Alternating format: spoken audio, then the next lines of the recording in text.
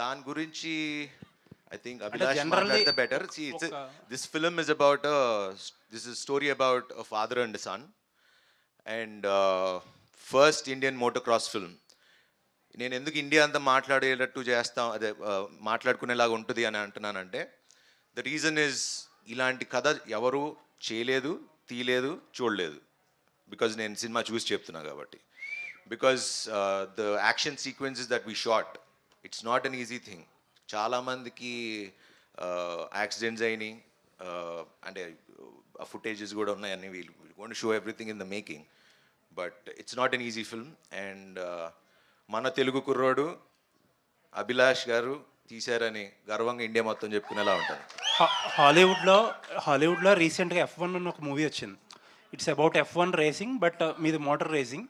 But F1లో ఏంటంటే చాలా complex game rules అన్నీ అందరికీ తెలియకపోయినా సరే చాలా ఈజీగా అర్థమయ్యేటట్టుగా డైరెక్టర్ చాలా నీట్గా హ్యాండిల్ చేసి అక్కడక్కడ సటిల్ ఎమోషన్స్ అయింది డీల్ చేశారు.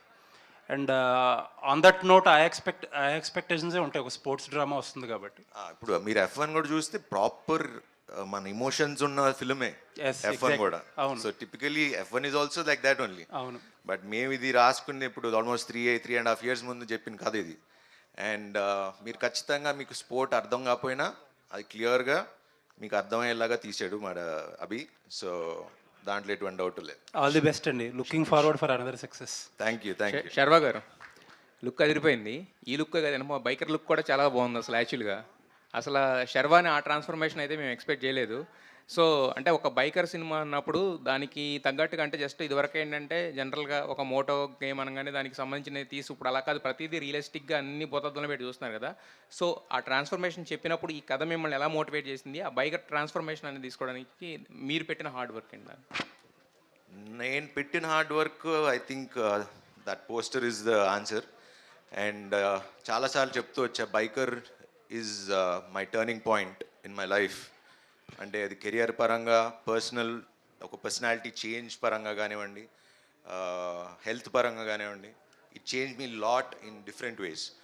అండ్ దానికి ఫస్ట్ క్రెడిట్ మా స్క్రిప్ట్ బైకర్కి ఇస్తా. బికాజ్ మేము ఫస్ట్ కథ చెప్పినప్పుడు ఓకే గడ్డం తీసేస్తే ఫ్లాష్ బ్యాక్, గడ్డం తర్వాత ఆ రోజులు కావు కదా ఇప్పుడు.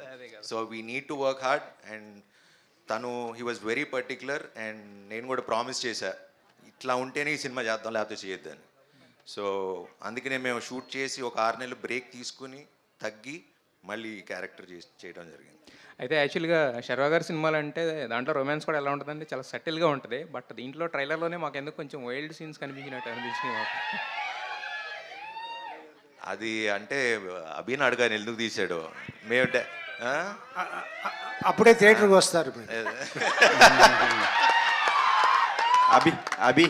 అభిలాష్ రెడ్డి ట్రైలర్ చాలా బాగుందండి, ఇంటర్నేషనల్ స్టాండర్డ్స్ కనిపించాయి. సో ఇలాంటి స్పోర్ట్స్ డ్రామా తీసినప్పుడు కంపారిజన్స్ సహజంగానే ఉంటాయి. అలాంటి రాకుంటే ఎలాంటి జాగ్రత్తలు తీసుకున్నారు? మీకు వచ్చిందా కంపారిజన్ ఏమన్నా? ఉంటాయండి డెఫినెట్గా. నాకు తెలుసు రీసెంట్గా F1తోనే కంపేర్ చేస్తారని తెలుసు. బట్ మేము షూట్ చేసే ప్రాసెస్లోనే ఆల్రెడీ అంటే ఒక 60% షూట్ తర్వాత F1 వచ్చింది. But I'm so glad that మా మూవీ F1తో కంపేర్ చేస్తున్నారు. సో మీరు థియేటర్లో చూసినా కూడా సౌండ్ డిజైన్ గురించే మాట్లాడుతున్నారు. I think the quality will reach that. మీరు పెట్టుకోండి, ఎక్స్పెక్టేషన్ రీచ్ అవుతుంది.